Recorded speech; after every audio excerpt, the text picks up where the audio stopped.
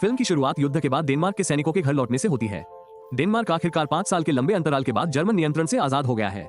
Sergeant cart की नजर एक सैनिक पर डेनमार्क का झंडा लिए हुए है।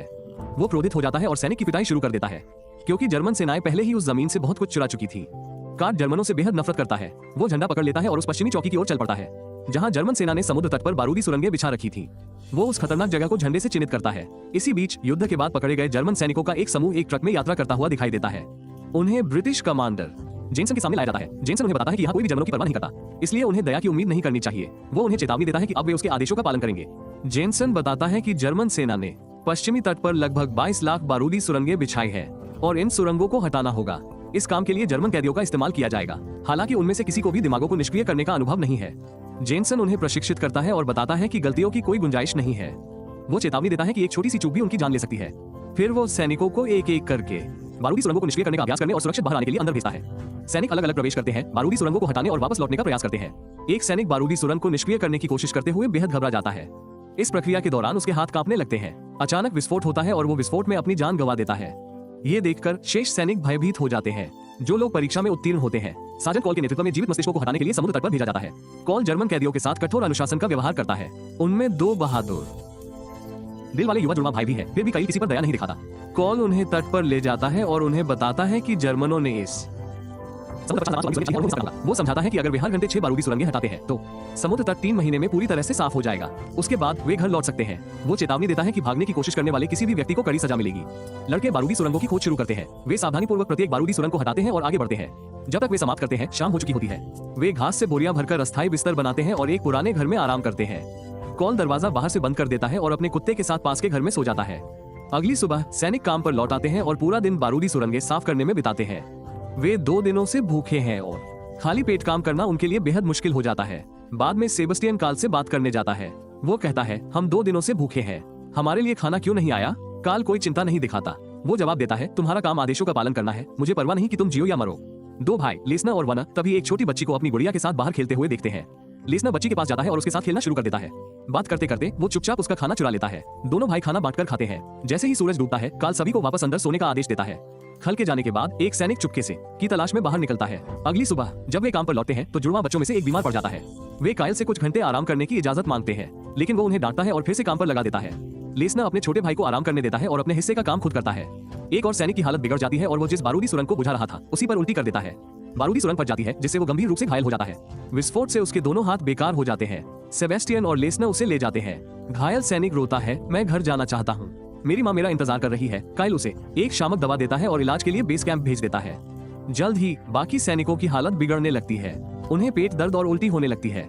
एक सैनिक कायल से कहता है कि यह सब उसकी गलती है। वो मानता है कि उसने उस रात पास के एक घर से खाना चुराया था, जिससे सभी बीमार हो गए। बाद में कायल उस घर में रहने वाली महिला से मिलता है। वो बताती है कि उसके फार्म हाउस में खाना नहीं बचा है। वो कहती है कि लड़कों ने शायद चूहे का खाना खाया था, जिसकी वजह से वे सभी बीमार हो गए। काल फिर सैनिकों को उल्टी करवाने के लिए नमकीन समुद्री पानी पिलाता है। वो उन्हें ताज़ा पानी भी पिलाता है। हालांकि सीन पूरी तरह ठीक है, क्योंकि उसने दूषित खाना नहीं खाया था। सीन फिर काव नामक एक लकड़ी का जाल दिखाता है जो उसने बनाया है, जिससे दिमाग का पता लगाना आसान हो जाता है और विस्फोटों का खतरा कम हो जाता है। उसकी सराहना करने के बजाय कॉल उसे डांटता है और वापस अंदर भेज देता है। अगली सुबह कायल घायल सैनिक का हालचाल जानने बेस कैंप जाता है। नर्स उसे बताती है कि वे विलियम को नहीं बचा सके और रात में ही उसकी मौत हो गई। कायल कैंप से कुछ खाना चुराकर अपनी कार में छिपा लेता है।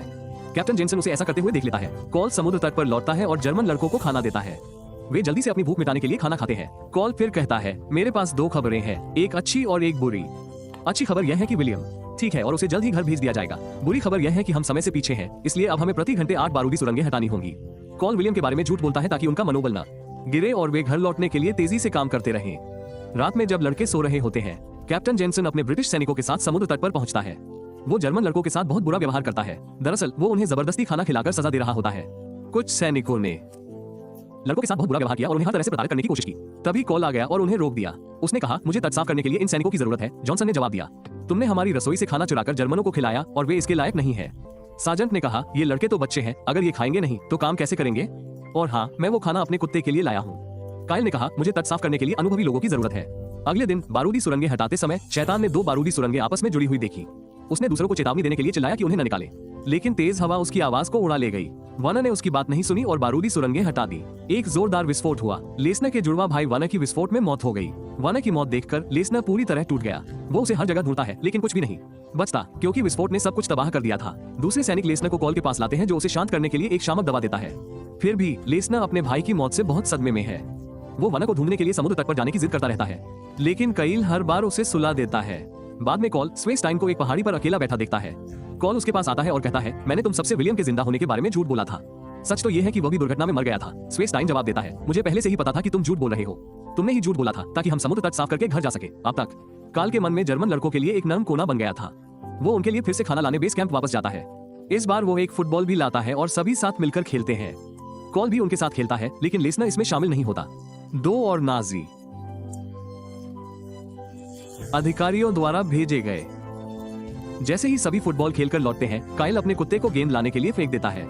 अचानक एक विस्फोट होता है और काइल का कुत्ता मारा जाता है। अपने कुत्ते को खोने के बाद काइल गुस्से से भर जाता है। नक्शे के अनुसार जिस इलाके में विस्फोट हुआ था वो पहले ही खाली हो चुका था। काइल लड़कों को कतार में खड़ा करता है। लुडविक उस इलाके में बारूदी सुरंगों की गिनती के लिए जिम्मेदार था। वो कॉल को आश्वस्त करता है कि उसने सब कुछ सही गिना है, लेकिन कॉल उसकी बात पर विश्वास नहीं करता और उसे कड़ी सजा देता है। काइल कहता है कि उसने उन पर भरोसा करके गलती की। फिर वो सभी लड़कों को बारूदी सुरंगों की सीमा की जांच करने के लिए पूरे समुद्र तट पर मार्च करने के लिए मजबूर करता है। वे खुद ये सुनिश्चित करते हैं कि बची हुई कोई भी बारूदी सुरंग फट जाए। लड़के पूरे समुद्र तट पर मार्च करते हैं। सौभाग्य से कोई बारूदी सुरंग नहीं बची है और वे जबरन मार्च के बाद सुरक्षित पार कर जाते हैं। हेलमेट गुस्सा हो जाता है। वो कहता है, मुझे अंग्रेजों पर भरोसा नहीं है, वे हमें कभी घर नहीं भेजेंगे, इसलिए हमें भाग जाना चाहिए। उसका दोस्त उसे बताता है कि काइल उन्हें तब तक नहीं छोड़ेगा जब तक कि सभी जमीनी खदानें साफ नहीं हो जाती। शैतान कहता है, अगर हम भाग गए तो काल हम सबको मार डालेगा, इसलिए सभी हेलमेट को जाने से रोकते हैं। अगली सुबह एक छोटी बच्ची खेलने के लिए एक मन भरी जगह पर पहुंचती है। उसकी मां मदद के लिए काल के पास दौड़ती है, लेकिन वो वहां नहीं होता। फिर वो जर्मन लड़कों को समुद्र तट पर ले जाती है, जहां वो लड़की अपनी गुड़िया के साथ खेल रही थी। काइल लौटता है और देखता है कि लड़के गायब हैं। लेसनर उसे बताता है कि वे समुद्र तट पर गए थे और काइल वहां दौड़ता है। सैटन लड़की तक सुरक्षित पहुंचने के लिए एक एक करके उनके मन को साफ करना शुरू कर देता है। तभी लेसनर वहां पहुंचता है और बिना किसी डर के उसकी ओर बढ़ता है। कॉल उसे रोकने की कोशिश करता है, लेकिन वो रोक नहीं पाता। लेसनर लड़की के पास पहुंचता है और उसे शांत रखने के लिए उससे बात करना और खेलना शुरू कर देता है। इस बीच सैटन उनके आसपास के मन को साफ करने का काम जारी रखता है। लेसनर लड़की को उठाकर स्पेस टीम को सौंप देता है। हालांकि लेसनर वापस नहीं लौटता, क्योंकि अपने भाई को खोने के बाद से वो अकेला महसूस कर रहा है। हर कोई उसे वापस बुलाने की कोशिश करता है, लेकिन वो सुनता नहीं है। अचानक एक जोरदार धमाका होता है और लेसनर की जान चली जाती है। इस घटना के बाद स्पेस टीम का दिल टूट जाता है। कॉल उसके पास आता है और उसे प्रोत्साहित करते हुए कहता है, टीम को तुम्हारी जरूरत है। मुझे यकीन है कि तुम सब एक दिन घर लौट जाओगे। हालांकि काइल खुद बहुत परेशान था। वो जानता था कि जर्मनी दुश्मन तो था, लेकिन ये लड़के अभी भी बच्चे ही थे, जिन्हें युद्ध के परिणामों का अंदाजा नहीं था। अगले दिन 4 लड़के समुद्र तट साफ करते रहे, जबकि दूसरे सैनिक एक ट्रक पर बारूदी सुरंगें लाते रहे। उन्हें पता ही नहीं चला कि एक बारूदी सुरंग पूरी तरह से फटी नहीं थी। एक जोरदार धमाका हुआ, जिससे ट्रक में मौजूद सभी बारूदी सुरंगें एक साथ फट गई। विस्फोट से जर्मन लड़के तुरंत मर गए। धमाका सुनकर काइल और बाकी लड़के ट्रक की ओर दौड़े, लेकिन सैनिकों का कोई पता नहीं चला। इस त्रासदी के बाद काइल चारों बचे हुए लड़कों को एक ट्रक में बिठाकर घर भेजने की कोशिश करता है।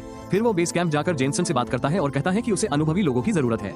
जेनसन पहले से ही जानता है कि वो क्यों आया है, इसलिए वो ट्रक रोकने का आदेश देता है और लड़कों को वापस ले आता है। तब तक कोई भी जर्मन घर नहीं लौटेगा। उस इलाके का हर समुद्र तट पूरी तरह से साफ नहीं हो जाता। काल समझाने की कोशिश करता है कि लड़के अभी भी बच्चे हैं, लेकिन जेनसन उसकी बात नहीं सुनता। काल गुस्से में वहां से चला जाता है। बाद में चारों लड़कों को बारूदी सुरंगें हटाने के काम के लिए वापस समुद्र तट पर भेज दिया जाता है। वहां के अधिकारी को काइल का एक पत्र मिलता है और वो लड़कों को फिर से भेज देता है। कॉल उन्हें ट्रक से उतारता है और बताता है कि जर्मन सीमा केवल 500 मीटर दूर है। वो उनसे कहता है कि अब वे आजाद हैं। चारों लड़के अपने वतन की ओर दौड़ पड़ते हैं। कॉल उन्हें जाते हुए देखता है। उन्हें आखिरकार घर जाते देखकर खुश होता है। अंत में काइल गुस्से से भरे एक इंसान से एक ऐसे इंसान में बदल जाता है जो लड़कों को दुश्मन नहीं बल्कि इंसान समझता है। उन्हें आजादी की ओर दौड़ते देखना ये साबित करता है कि सबसे बुरे हालात में भी मानवता नफरत से ऊपर उठ सकती है।